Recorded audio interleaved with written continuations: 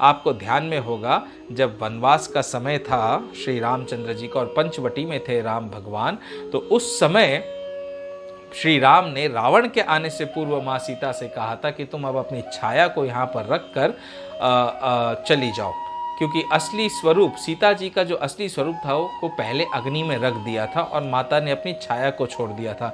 अब भीतर के साक्षी भगवान उनको प्रकट करना चाहते थे, तो ये जो लीला थी ये केवल भगवान श्री राम और सीता माँ जानते थे, बाकी तो संसार नहीं जानता था। तो इसी कारण करुणा के भंडार श्री रामचंद्र जी ने लीला से कुछ कड़े वचन कहे, जिन्हें सुनकर सब राक्षसियां विषाद करने लगे।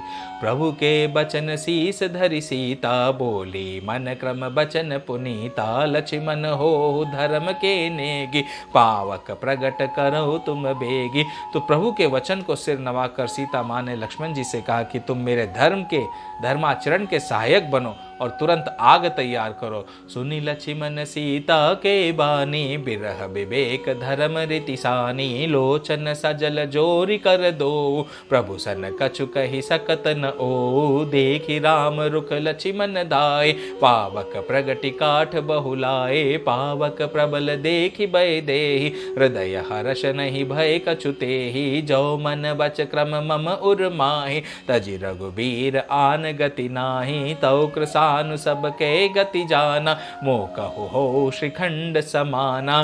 तो यहाँ पर सीता माँ की अग्नि परीक्षा हुई, जब सीता माँ को विभीषण और सारे राक्षस और अंगद जी और हनुमान जी आदर के सहित श्री राम जी के सामने लेकर आए, तो श्री राम ने कहा कि तुम्हें अग्नि परीक्षा देनी होगी, यानी तुम्हें अग्नि में प्रवेश करके आना होगा। अब प्रभु का ये कहना संसार के वासियों को बड़ा कष्टप्रदा लगा, लक्ष्मण जी को भी बड़ा कष्टप्रदा लगा, क्यों, लेकिन वो प्रभु के सामने कुछ कह नहीं सकते थे।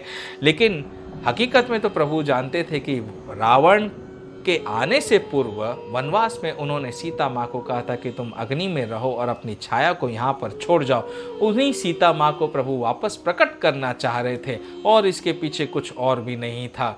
तो सीता माँ ने लक्ष्मण जी से कहा कि तुम पावक प्रकट करो, अग्नि को प्रकट करो। लक्ष्मण जी बड़े लकड़ी वगैरह सब लेकर आए और उन्होंने अपने तेज से अग्नि को प्रकट किया और सीता जी ने अपनी लीला से कहा, यदि मन वचन और कर्म से मेरे हृदय में श्री रघुवीर को छोड़कर दूसरी गति यानी किसी और का आश्रय नहीं है, तो हे अग्निदेव जो सबके मन की गति जानते हैं, मेरे भी मन की गति जानकर मेरे लिए चंदन के समान शीतल हो जाए। क्योंकि माँ सीता अग्नि में प्रवेश करने जा रही थी, तो उन्होंने अग्नि देवता से यही निवेदन किया कि यदि मैंने अपने मन में अंतर्मन में कभी भी किसी और का आश्रय नहीं लिया अपने पति के सिवा, और हमेशा अपने पति को ही एकमात्र स्वामी समझा है, तो अग्निदेव सबकी मन की गति को जानते हैं। तो इसलिए ये मेरी मन की गति को जानकर आप मेरे लिए चंदन के समान शीतल हो जाइए।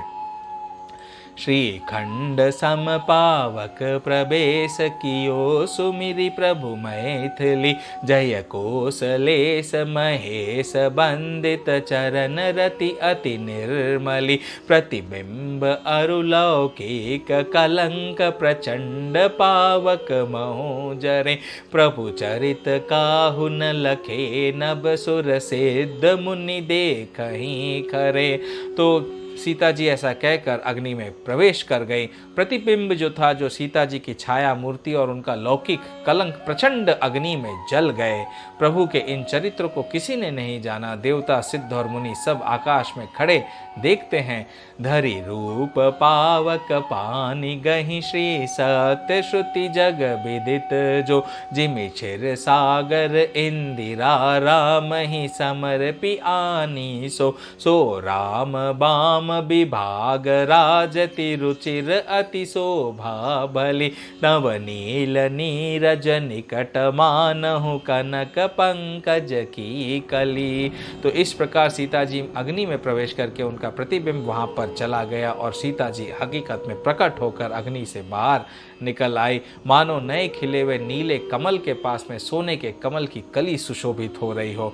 बरसहि सुमन हर्षि सुर, बाजहि गगन निशान, गावहि किन्नर सुर बधु, नाचहि चढ़ी विमान। जनक सुता समेत प्रभु शोभा अमित अपार, देखी भालू कपि हर्षे, जय रघुपति सुख सार, सियावर राम जय जय राम, मेरे प्रभु राम जय जय राम। बोलो पवन सुत हनुमान जी महाराज की जय। ओम नमः शिवाय, ओम नमः शिवाय, ओम नमः शिवाय। शंभु शंभु। राम राम